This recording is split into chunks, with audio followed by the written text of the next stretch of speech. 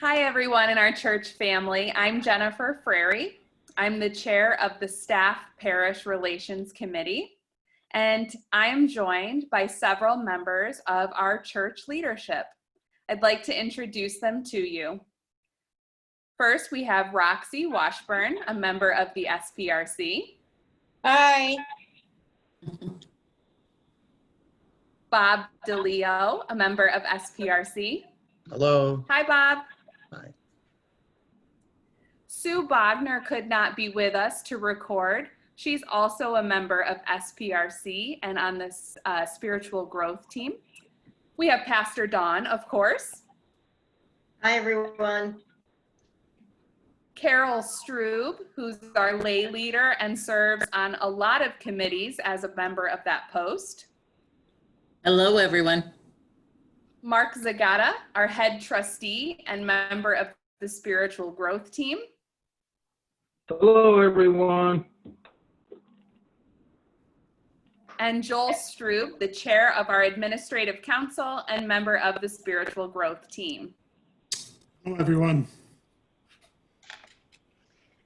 We're here to talk to you about gossip, what it is and how it hurts the church, and what to do about it.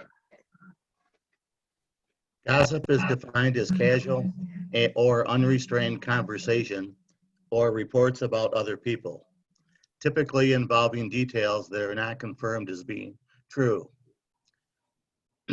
Some other definitions to consider are rumor, which is any unverified information. Or another word would be slander, which is false or malicious information with the intent to harm.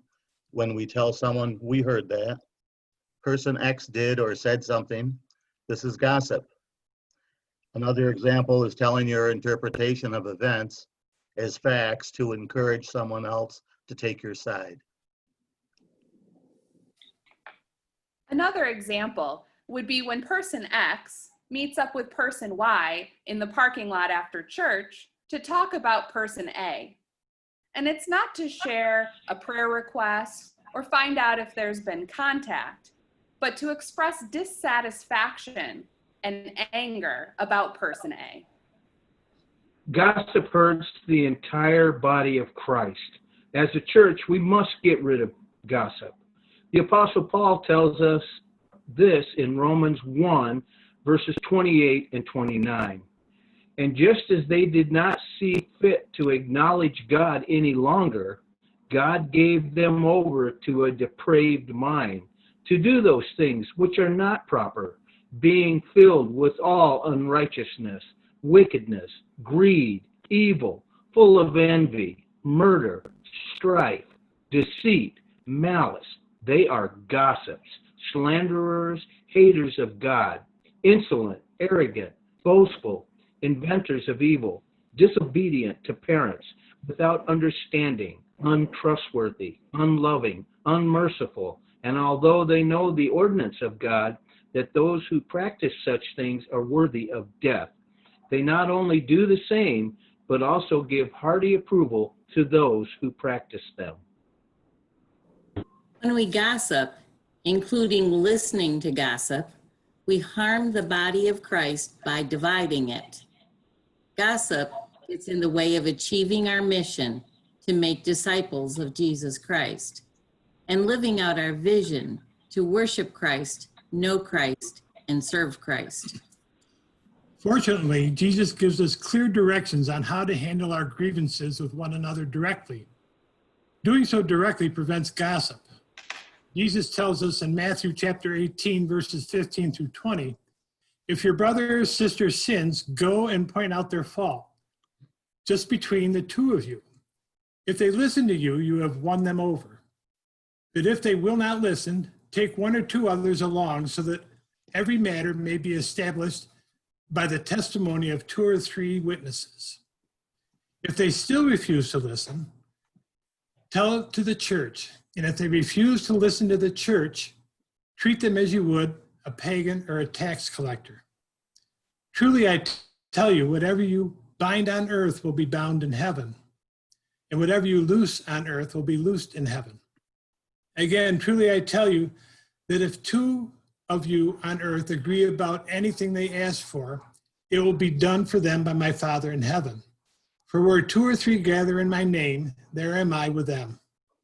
So, if person A offends you in some way, please go to them directly, have a conversation without making accusations, and try to reconcile. One way to try to avoid accusing is to talk in I statements. I statements are things like I think, I feel, I experienced, or when this event happened, I felt.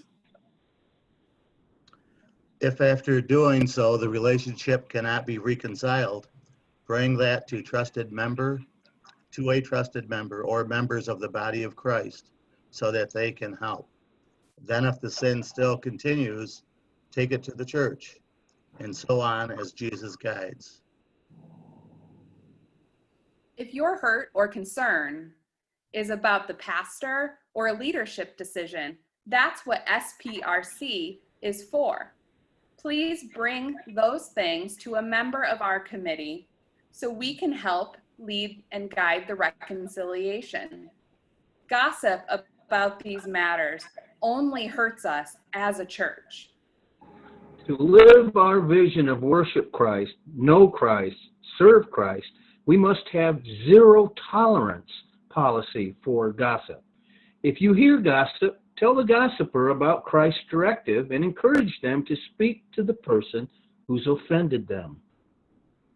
You can also set a boundary with the gossiper by saying, "This feels like gossip to me, so let's change the subject." The more we say no to gossip, the less gossipers will bring it to us. As members of our church's leadership, we commit to a zero tolerance policy for gossip and will follow Christ's directives.